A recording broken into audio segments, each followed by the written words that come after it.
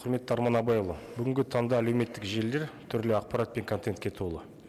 Жеңіл ақша тауып рейтинг жинауды көздейтін кей адамдар азаматтарды оңай олжалы болуға үміттендіріп, ашық алдауға көшкен. Қашықтан жалған келісімшарттар жасау, маркетингтік алдау, сапасыз тауарлар сатып, сапасыз қызметтер көрсету жағдайлары жиі кездеседі. Мысалы, жуырда шетелге 100% оқуға түсіруге уәде беріп, миллиондаған теңгені қалтасына басқан білім беру орталығының басшысы ата-аналар мен мектеп түлектерін сан соқтырып кеткен.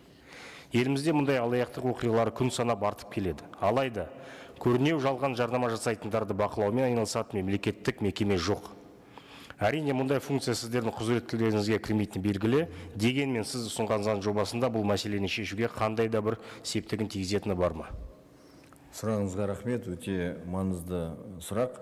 Енді мына жалған реклама жарнама айтатын болсақ, өздеріңізге мәлім, қазіргі таңда 157 бабына сәйкес бұл кіріс комитетінің құзыретіне кіреді. Енді біз мына әкімшілік кодекс қараған кезде біз білеміз, мына жұмыс тобы қазір жұмыс жасап жатыр.